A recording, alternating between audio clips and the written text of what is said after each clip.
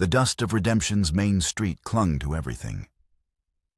A fine red powder that coated the clappered storefronts, settled in the grooves of wagon wheels, and tasted of grit and failed ambition. Jonas Cutter felt it in his throat as he tied his horse to the hitching post outside the general store. He was here for flour coffee and nails, the simple trinity of a solitary existence. For 10 years, solitude had been his only trusted companion, a quiet, demanding warden that kept the ghosts of his past at a comfortable distance. He kept his head down the brim of his hat, shadowing a face carved by sun and sorrow. The townspeople of Redemption watched him with the same weary suspicion they reserved for drought and disease. They knew him as the man from the edge of the basin, the ex-cavalry captain who came to town twice a month, spoke only when necessary, and carried the weight of some unspoken tragedy in the stoop of his shoulders. They whispered about the jagged scar that ran along his ribs, an old wound from an Apache arrow that ached with the memory of a life he had failed to protect.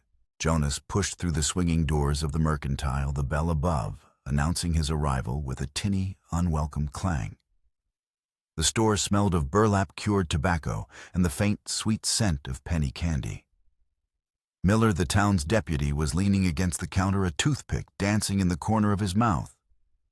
His eyes small and hard as river stones flicked to Jonas. "Well, look what the wind blew in." Miller said, his voice a low drawl, thick with condescension. Still haunting the living Cutter, Jonas ignored him, his gaze fixed on the store owner, a man named Henderson, with a thin, nervous mustache. "Flour, salt, coffee, box of nails." Henderson nodded, avoiding Jonas's eyes as he began to measure out the goods. The air in the store was thick with unspoken animosity. Jonas could feel it, a pressure against his skin. He was used to it. He had built his life around it, a fortress of silence, where no one could get close enough to hurt him again. Then the world exploded. The mercantile's front windows shattered inward in a shower of glittering glass. Gunfire erupted, a deafening crackle that split the afternoon quiet. A woman screamed. Jonas reacted on instinct honed by years of warfare. He hit the dirt floor, his hand instinctively going for the Colt Peacemaker at his hip, a relic he hadn't drawn in a decade. "Everyone on the floor," a voice roared from the street, raw and ragged. Peeking over a toppled barrel of pickles, Jonas saw them, 3 men in dusty, long coats, bandanas, pulled high over their faces. They were professionals moving with a brutal efficiency as 2 of them stormed the bank across the street while the third kept watch, his rifle sweeping the street. Jonas's first thought was to stay down, to let it pass. This wasn't his fight. He had bled for causes before, for men who had followed him into ruin, and he had sworn never again. A muscle feathered in his jaw. He was just a customer buying flour, nothing more. But Miller, ever the lawman with something to prove, had other ideas. He drew his own revolver, crouching behind the counter. "Bank robbers," he hissed, more to himself than to Jonas. Blackwood's payroll came in this morning. The gunfire intensified. The posse, a clumsy assembly of shopkeepers and ranch hands, began firing from windows and alleyways. Bullets tore through the thin walls of the mercantile, splintering wood and punching holes in tins of peaches. One of the robbers in the street staggered, clutching his shoulder, and returned fire with a wild spray of bullets. It was during this chaotic exchange that Jonas saw it. A second robber, a younger man by his build, ran from the bank, a heavy canvas sack slung over his shoulder. As he darted across the open street, a rifle shot from a second-story window found its mark. The man cried out a sharp, surprised sound and stumbled. As he fell, his hand flew to his chest, and something small and silver flew from his grasp, landing in the thick dust of the street. The locket. Time seemed to slow. The world narrowed to that single gleaming object. It was oval-shaped, intricately engraved, with a twisting vine of roses identical to the one he had given his wife Sarah on their wedding day. He could see it as clearly as if he were holding it. The tiny, delicate clasp, the faint scratch near the hinge where she had dropped it once. His breath caught in his throat, a painful, ragged thing. It couldn't be. Sarah's locket was buried with her resting against the cold, still heart he had failed to keep beating. The remaining robbers grabbed their fallen comrade and the money sack, retreating on horseback in a storm of dust and gunfire. Miller scrambled out into the street, shouting orders and firing his pistol into the air after the departed riders. The townsfolk emerged slowly, their faces a mixture of fear and grim excitement. But Jonas saw none of it. His world had contracted to that small patch of dust where the silver locket lay. He moved as if in a dream, stepping over shattered glass and through the dissipating clouds of gun smoke. He knelt, his fingers trembling as they closed around the metal. It was warm from the sun. He thumbed open the clasp. Inside, where a miniature portrait of himself should have been, was a faded image of a young man he didn't recognize. On the other side, where Sarah's portrait should have been, was the face of a young Apache woman. But the locket itself, it was hers. It had to be. The world rushed back in the sounds of the town, the shouting, the smell of gunpowder. He felt a hand on his shoulder and looked up into Deputy Miller's suspicious face. "What did you find there?" Cutter Miller's eyes narrowed. "Evidence?" Jonas's hand closed into a fist, crushing the locket within his palm. He stood slowly, his face an unreadable mask of stone. "Nothing," he growled, his voice rougher than he intended. "Just a piece of tin." He turned and walked away, leaving his supplies on the counter, leaving the chaos of the town behind. The locket felt like a hot coal in his hand, burning him, branding him with a past he could never outrun. As he rode out of redemption, a memory vivid and cruel rose, unbidden. The sun was warm on the porch of the small cabin they had built together. Sarah was laughing, her hair the color of spun gold, her eyes the blue of a summer sky. He held the locket in his palm, the silver cool against his skin. "Tjarker, for you," he had said, his voice thick with an emotion he rarely showed. "So you'll always have me with you, even when I'm out on patrol." She took it, her fingers tracing the engraved roses. "Oh, Jonas, it's beautiful." She opened it, and her smile faltered for a fraction of a second as she looked at the tiny, serious portrait of him in his captain's uniform. "You look so stern." "It's a stern world," he had replied, but then he smiled, a rare, genuine expression that softened the hard lines of his face. "But not when I'm with you." She had thrown her arms around his neck, pressing the locket between them. "I'll never take it off," she whispered against his chest. "Never." He had held her, breathing in the scent of wildflowers in her hair, feeling the gentle swell of their unborn child against him. In that moment, he had believed in a future. He had believed in peace. He had believed he could protect them. 2 months later, he was burying them both on a windswept hill behind the church, the earth cold and hard under his shovel. He had placed her locket in her hands before he covered her with the final layer of dirt. He had seen it with his own eyes.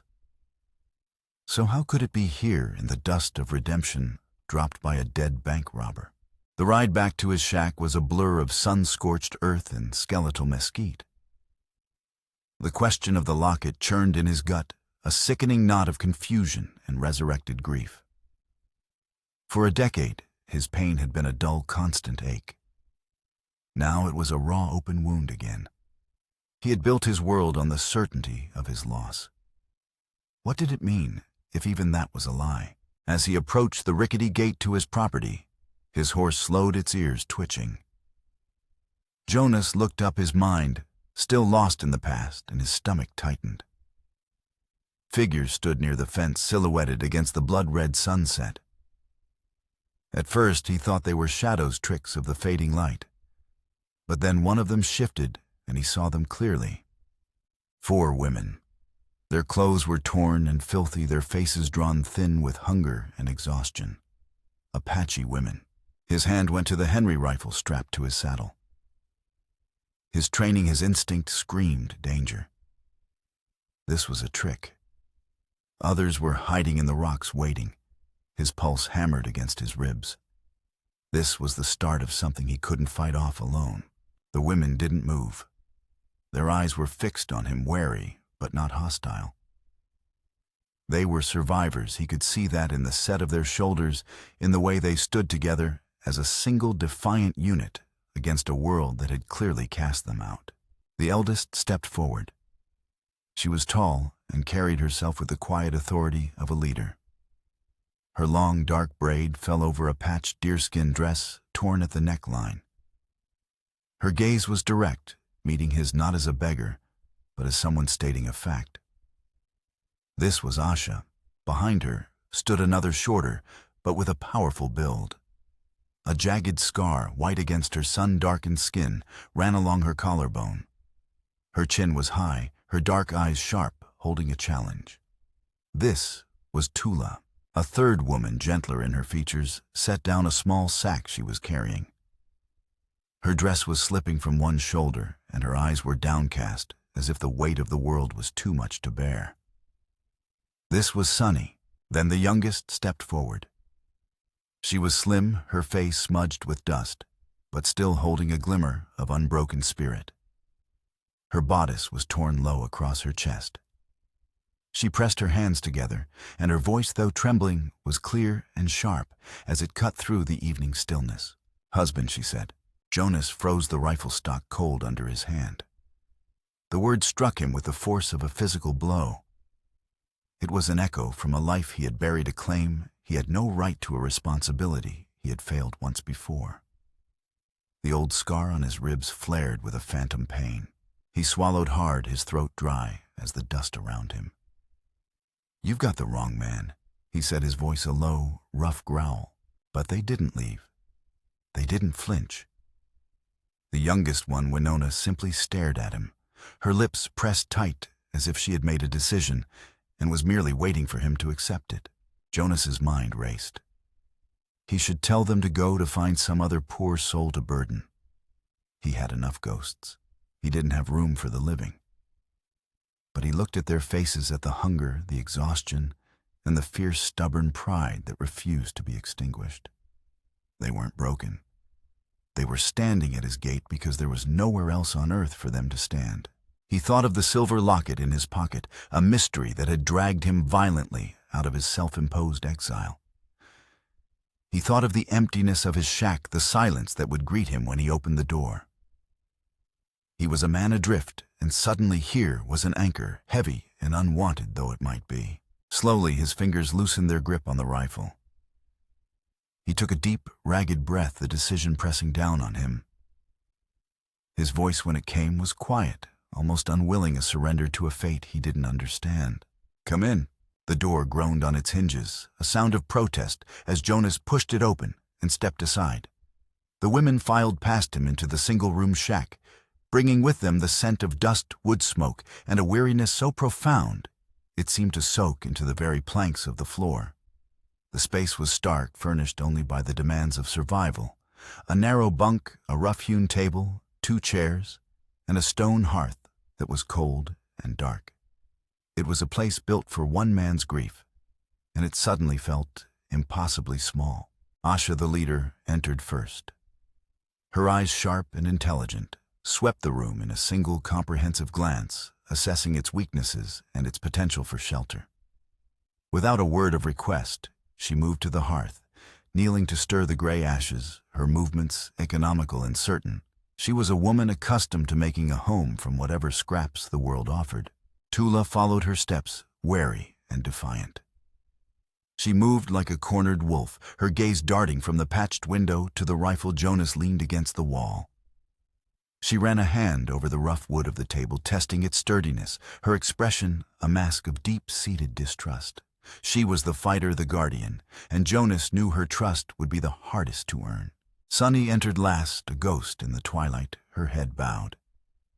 She carried a small, lumpy sack which she placed carefully by the wall. It was all they had. She glanced at Jonas once, a fleeting, frightened look from under a curtain of dark hair, before her eyes returned to the floor. Her silence was heavier than any accusation. It spoke of a pain so deep it had stolen her voice.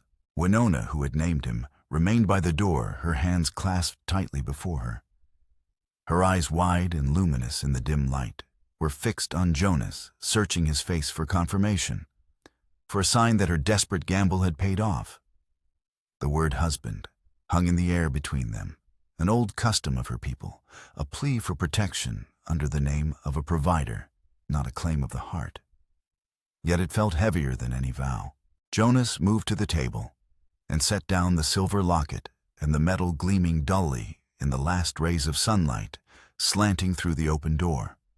He could feel their collective gaze on it, then on him. He cleared his throat and the sound rough in the sudden stillness. "Ain't much here," he began, his voice flat. "Food's low. If you stay, you work. I can't feed 4 mouths on my own." Asha looked up from the fire she was coaxing back to life. A tiny flame flickered, casting dancing shadows on her stoic face. She gave a single sharp nod. "We work," she said, her English deliberate and clear. "We earn our keep." Tula crossed her arms, her posture a fortress. She didn't speak, but her glare was an agreement forged in defiance. Sunny, hearing the exchange, moved to her sack and untied it, revealing their meager supplies, a handful of dried corn, a bundle of herbs, and a few strips of jerky. She began to arrange them on the table, a silent offering. Winona finally closed the door, shutting out the encroaching night and sealing the 5 of them inside. The click of the latch was deafening. Jonas sat heavily in one of the chairs, the rifle still within arm's reach. The room was no longer just his. It had been invaded by their presence, their smells, their silent histories of suffering. He watched as they moved with a quiet, synchronized purpose. Asha tended the fire. Tula stacked the firewood tighter. Sunny added their corn to the pot of beans Jonas had planned for his solitary meal. Winona found a tin cup, filled it from the water bucket, and placed it on the table before him. It was a simple gesture, but it sent a tremor through him. He hadn't been served a cup of water by another human being in 10 years. He looked at the women, their faces illuminated by the growing firelight. He saw the sharp angles of hunger in their cheeks, the haunted look in their eyes. But he also saw an unbreakable core of resilience. These were not beggars. They were survivors, same as him. As the stew began to bubble over the fire, a smell he hadn't known since Sarah was alive filled the small shack food cooked for more than one. A lump formed in his throat, hard and painful. He had let them in to save them from a night in the open, telling himself it was for one night only. But as he looked at the 4 women who had claimed his home, he knew with a certainty that frightened him that nothing about this was temporary. When Winona slid the cup of water toward him, her fingers brushed against his. The contact was brief, accidental, but it shot through him like a bolt of lightning. He jerked his hand back, his pulse hammering. He looked up at her, and she quickly lowered her eyes, but not before he saw a flicker of something in them, not fear, but a determined hope. He leaned back in his chair, the warmth of the fire a stark contrast to the cold knot of dread and confusion in his gut. The silver locket on the table seemed to mock him, a link to a past he couldn't decipher and a future he hadn't asked for. The silence he had cultivated for a decade had been shattered, and in its place was the quiet, rhythmic sound of 4 women breathing in his home. He had opened his gate to strangers, and in doing so, he felt as if he had opened a door within himself that he had long since bolted shut. He wasn't sure if he was strong enough to face what might come walking through it. Dawn broke cold and gray, the light filtering through the cracks in the walls like thin, dusty fingers.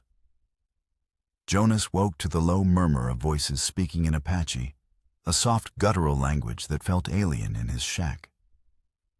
He lay still on his bunk, his hand resting on the stock of his rifle, listening. The fire was already crackling, and the smell of his coffee hung in the air. For a moment, disoriented, he thought he was back in a cavalry camp, surrounded by his men. Then the reality of his situation returned sharp and clear. He sat up. Asha was at the hearth, her back straight as she stirred a pot. Tula stood by the door, her arms crossed, her gaze fixed on the vast, empty expanse outside, a sentinel guarding against a threat only she could see. Sonny was mending a tear in his canvas coat with surprising skill, her stitches small and even. Winona was sweeping the packed earth floor with a makeshift broom of willow branches, her movements brisk and purposeful. They had taken over his home not with force, but with the quiet, relentless tide of necessity. A muscle in his jaw twitched.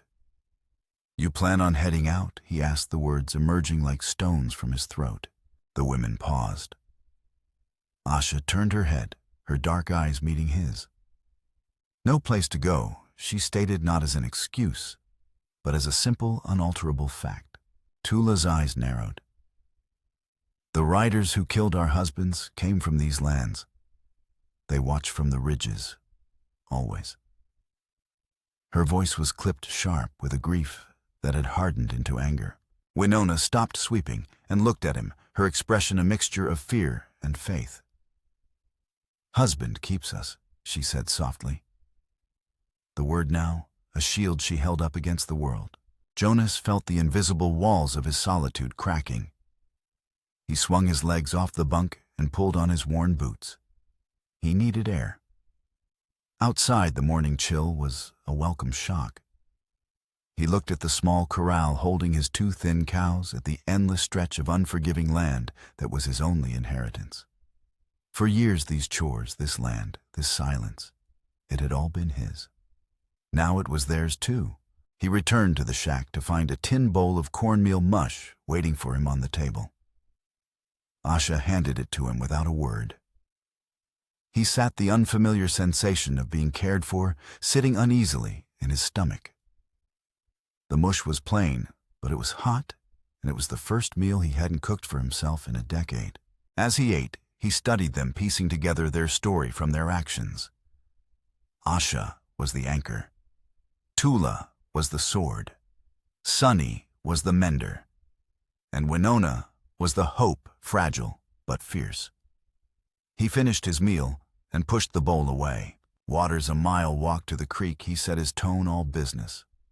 "Wood needs splitting for winter. Fences need mending. You pull your own weight or you go." Tula snatched an empty bucket and stormed out the door without a word, her actions a clear answer. Sonny picked up another and followed her, her small frame surprisingly steady under the weight. Asha began clearing the bowls, and Winona looked at Jonas, waiting. The woodpile, he grunted, pointing with his chin. "Needs stacking against the north wall." She nodded eagerly and hurried outside. Jonas watched them from the doorway, a strange, unwelcome feeling stirring in his chest. He had given them shelter, and in return they were weaving themselves into the fabric of his life, stitch by painful stitch. 2 days later, supplies were dangerously low. The women's meager offerings had been stretched to their limit. He couldn't leave them at the shack. Tula's warning about riders on the ridges echoed in his mind. But taking them to redemption, that was another kind of danger altogether. He saddled his horse, the decision made. "You're coming with me," he announced. The women gathered, their faces a mixture of apprehension and resolve. "Town's not kind to strangers. Stay close.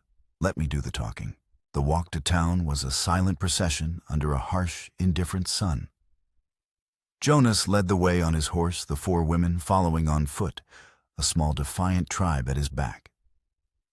As they reached the edge of the settlement, the whispers started. Heads turned, doors closed. Faces appeared in windows, their expressions ranging from curiosity to outright hostility. Jonas felt the familiar weight of their judgment, but this time it was different. It wasn't just for him. Inside the general store, the silence was absolute. Henderson, the owner, stared at the women, his mouth a thin, disapproving line. "Just the supplies, Henderson." Jonas said, his voice a low warning. He placed a few coins on the counter, his hand steady. As Henderson bagged the flour and salt, the door swung open, and Deputy Miller walked in. He stopped short, a slow, malicious grin spreading across his face. He looked from Jonas to the women and back again, his gaze lingering on Winona's torn bodice. "Well," Cutter Miller drawled his voice loud enough for the entire store to hear. "Still collecting strays, some men just have a weakness for lost causes. Seems to run in your blood." The veiled threat was unmistakable. Jonas's hand instinctively drifted toward his hip. The scar on his ribs throbbed a dull, familiar ache. He saw Tula's hand clench into a fist. He saw Winona shrink behind him. He turned slowly to face the deputy, his eyes cold as chips of ice. "They're under my roof, Miller. My protection. You got a problem with that, you bring it to me." Miller's grin faltered. He held Jonas's gaze for a long moment, a silent battle of wills fought in the dusty air of the mercantile. "Just friendly advice," Miller said, tipping his hat with mock politeness. "This town has a long memory, especially about men who fail their own, and about the savages who cost us good soldiers." With that cryptic parting shot, he turned and left. The words hung in the air, heavy and poisonous. Jonas grabbed the supplies, threw the sack over his shoulder, and led the women out of the store.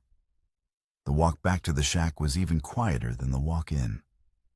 Miller's words had confirmed what he already knew. He hadn't just offered these women shelter. He had declared war on the town and on a past that he was only just beginning to realize was not yet done with him. That night, after a silent supper, Jonas sat at the table cleaning his rifle.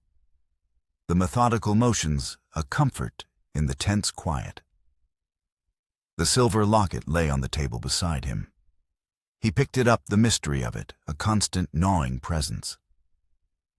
Who was the man in the portrait? Who was the Apache woman? And how did it connect to Sarah? Asha came to sit across from him.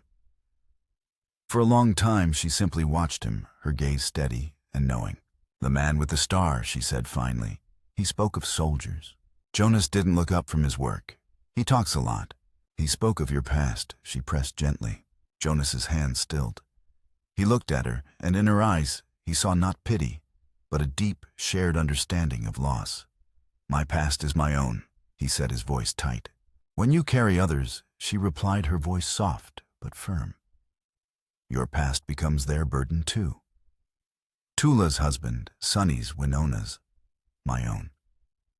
They were killed by white men looking for gold on our land. Men hired by a rich man from this town.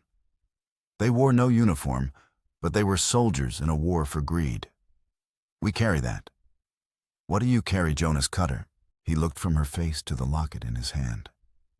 Miller's words about savages who cost us good soldiers echoed in his mind, stirring a memory he had kept locked away in the darkest corner of his soul.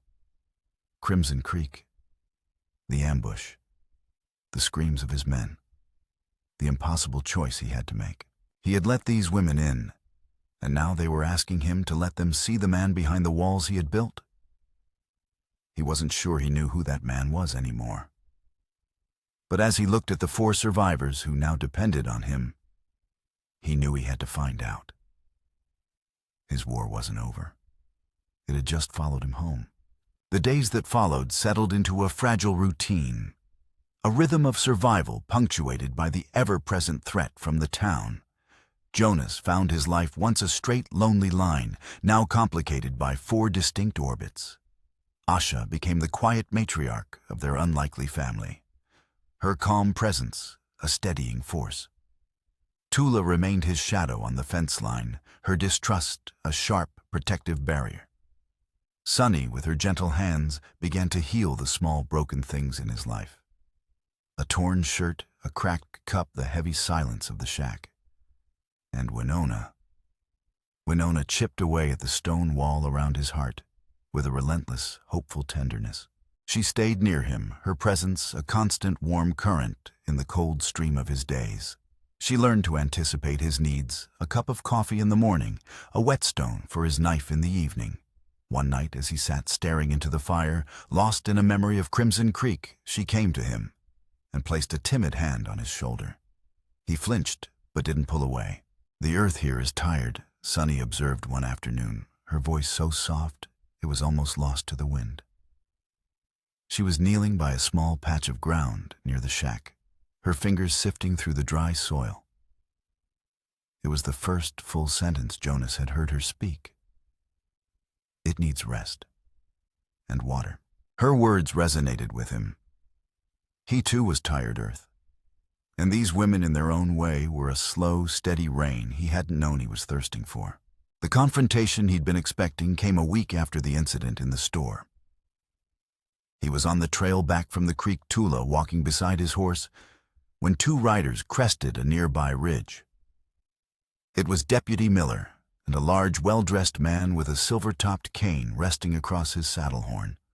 Jonas recognized him instantly, Silas Blackwood, the owner of the largest ranch in the territory, the man whose payroll had been stolen. They rode down to meet him, blocking the path. Blackwood, a man whose smile never reached his cold, calculating eyes, looked from Jonas to Tula with an expression of polite distaste. Cutter Blackwood said, his voice smooth as polished stone. A word. I'm listening. Jonas said, his hand resting casually on the stock of his rifle. The town is concerned, Blackwood continued. Miller here tells me you've taken in some strays. In times like these, with renegades raiding and good folk on edge harboring savages, is not only foolish, it's a danger to the entire community. They're no danger to anyone, Jonas said flatly. Miller sneered. Not what I hear. I hear they're the families of the very butchers who've been terrorizing this territory. The same ones who ambushed a cavalry patrol out at Crimson Creek 10 years ago. A patrol you led, Captain. The world tilted. Jonas felt the blood drain from his face. He looked at Miller, truly looked at him, and saw past the sneering deputy to the raw, festering grief beneath. You lost a man at Crimson Creek. Miller said, his voice dropping to a low, venomous hiss. Your failure cost good men their lives. My brother was one of them. Corporal Thomas Miller. The midpoint twist was here. This wasn't about prejudice. This wasn't about land. This was a vendetta. A decade of hatred aimed directly at him. Your brother was a good soldier, Jonas said, his voice hoarse. He died bravely. He died because his captain made a bad call. Miller exploded, his face contorting with rage. You led them into a trap, and now you shelter their women. You shame his memory. You shame all of them. That's enough, Eli Blackwood said, placing a calming hand on Miller's arm. But his eyes, fixed on Jonas, were glinting with something other than civic concern. He was enjoying this. He was stoking the flames. You're a man of the past, Cutter Blackwood said smoothly. This territory is moving forward.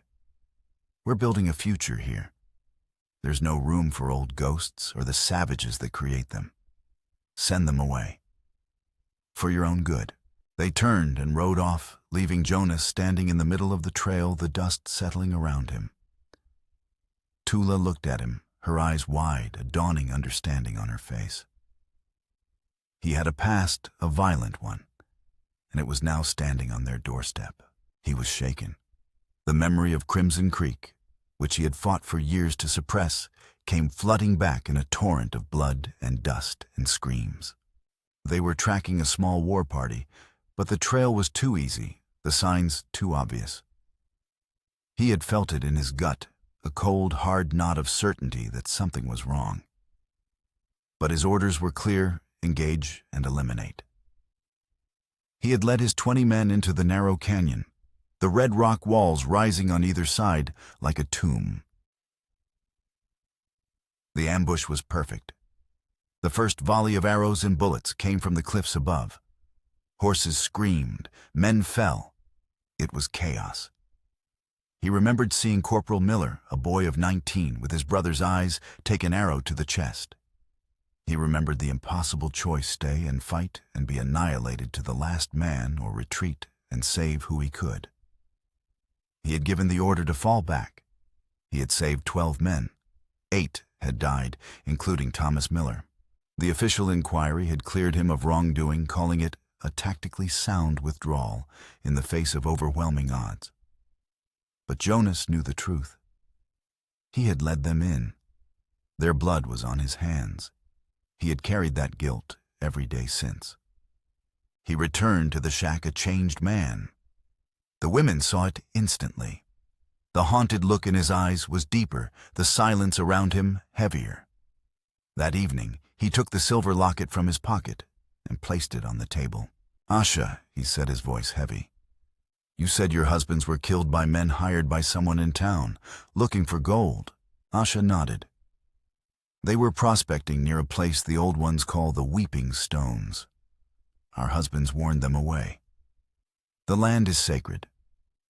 A week later, they were ambushed. Jonas felt a chill run down his spine. The Weeping Stones were less than a mile from Crimson Creek. "Did any of the men who attacked you wear a locket like this?" he asked, pushing it across the table. Sunny, who had been silent until now, gasped. She reached out a trembling hand and touched the locket. Tears welled in her eyes. "It was my husband's," she whispered, her voice a broken thing. "It was a gift from his father. The man in the picture. That is his brother who was taken by the soldiers as a boy." The pieces clicked into place with sickening clarity. The bank robber hadn't been wearing his own locket. He had been a looter, a killer. The men who had killed the widow's husbands were the same men Blackwood had hired, and the ambush at Crimson Creek. It was beginning to feel like more than just a random attack. Blackwood had mentioned renegades, but this felt organized, orchestrated. What if the war party at Crimson Creek hadn't been a war party at all? What if they had been defending the same land? That night, Jonas didn't sleep. He sat by the dying fire, the weight of the past and the threat of the future pressing down on him. Miller's grief-fueled crusade was a tool, and Silas Blackwood was the man wielding it. Blackwood wanted the Apache land, the land near the Weeping Stones, likely for the gold or silver hidden there. He had orchestrated the killing of the prospectors. He had likely agitated the conflict that led to the ambush at Crimson Creek. And now he was using Jonas's past and Miller's pain to get rid of the last people with a claim to that land, the 4 women in his shack. He was no longer just protecting 4 widows. He was standing against the man who had secretly orchestrated the 2 greatest tragedies of his life. This was no longer just about survival. It was about redemption. A storm was coming, a tempest of wind and sand and violence. Miller was gathering a posse in town, his grief twisted into a righteous fury by Blackwood's subtle manipulations. Jonas could feel it in the air, a building pressure that promised a violent release. He spent the days fortifying the shack. He and Tula boarded up the window, leaving only small slits for rifles. Asha rationed the remaining food and water, preparing for a siege. Sunny gathered herbs and tore strips of cloth for bandages, her quiet preparations a grim acceptance of the coming bloodshed.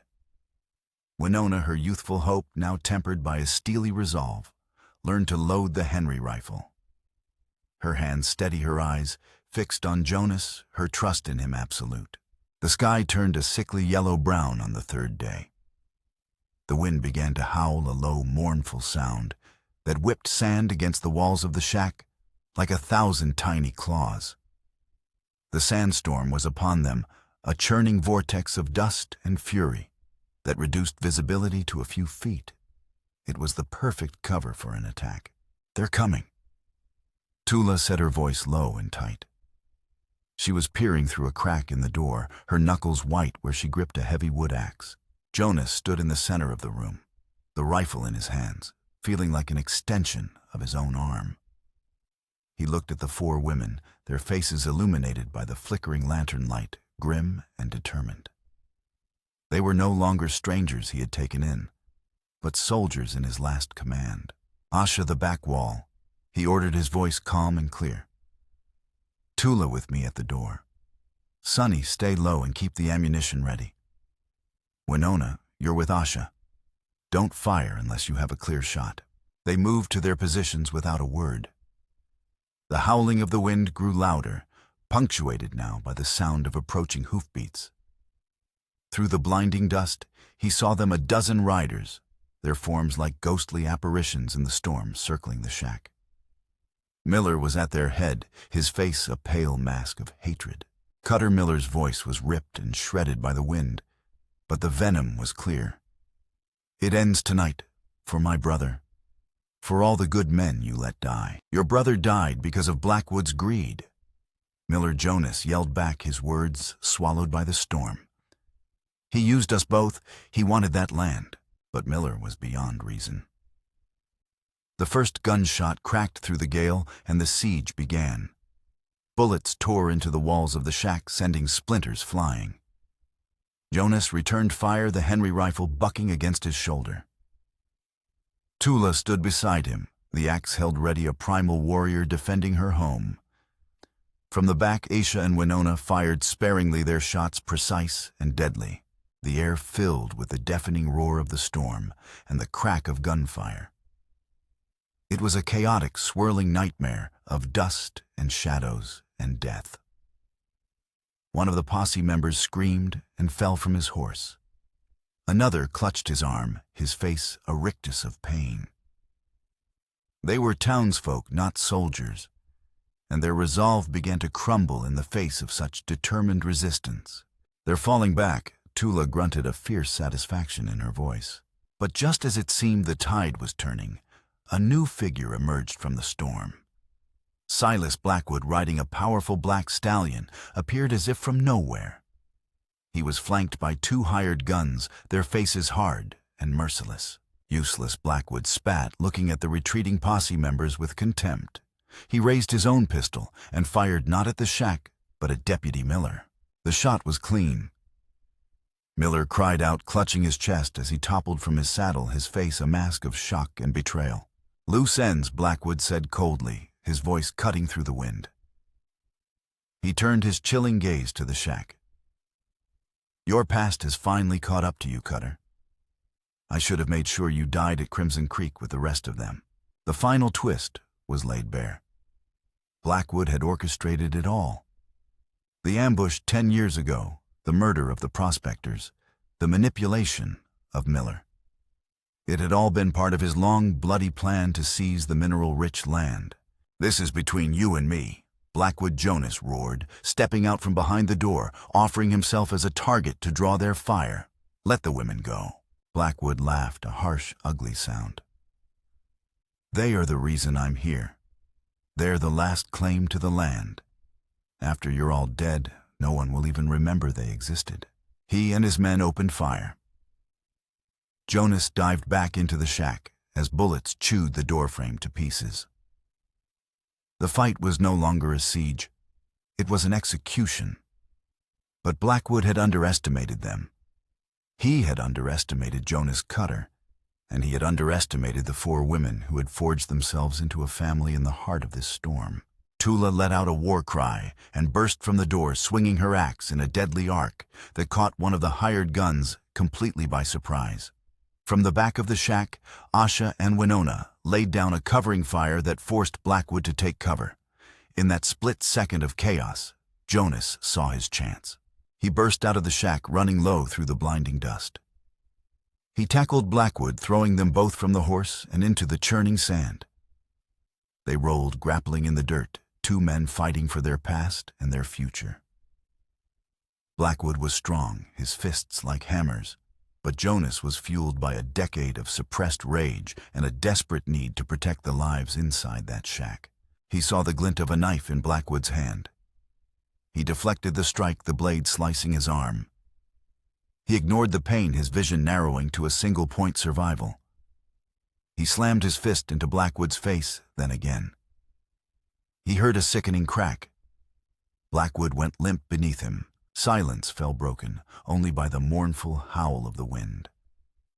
The remaining hired gun, seeing his employer fall, turned and fled into the storm. The posse, witnessing Blackwood's treachery, stood frozen, their faces pale with shock and shame. The sandstorm began to recede as quickly as it had come, the wind dying down, the dust settling. In the eerie calm of the aftermath, Jonas staggered to his feet. He looked at the shack, at the women emerging bruised and smoke-stained, but alive. He looked at the bodies in the dirt. And he looked at Eli Miller lying a few feet away, a crimson stain spreading across his chest. Jonas knelt beside him. Miller's eyes fluttered open, the hatred in them replaced by a dawning, agonizing understanding. He used me, Miller rasped, blood bubbling on his lips. He used us all. Jonas said, his voice thick with exhaustion and grief. He reached into his pocket and pulled out the silver locket. He placed it in Miller's hand. It belonged to one of their husbands. The men Blackwood killed.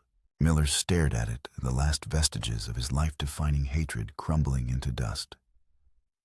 My brother, he whispered. He died. For nothing. He died a soldier, Jonas said gently. Don't let his memory die for a lie.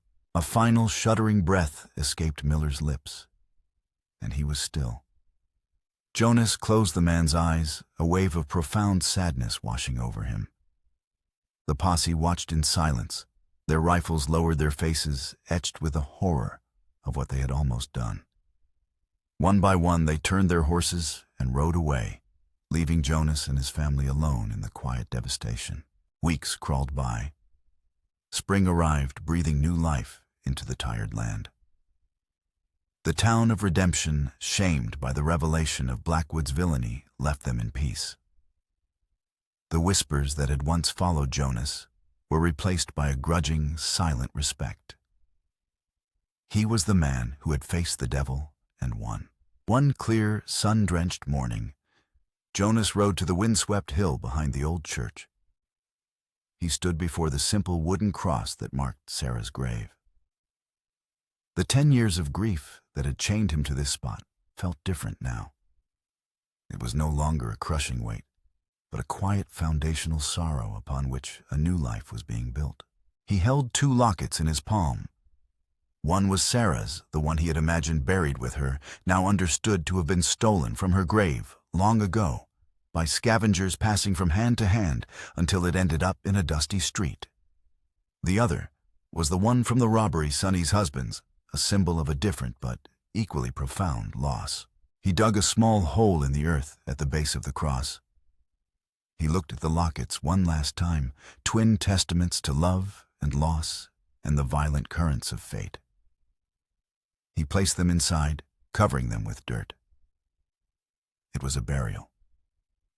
He was laying all his ghosts to rest, his grief for Sarah, his guilt over Crimson Creek, the hatred that had nearly consumed them all.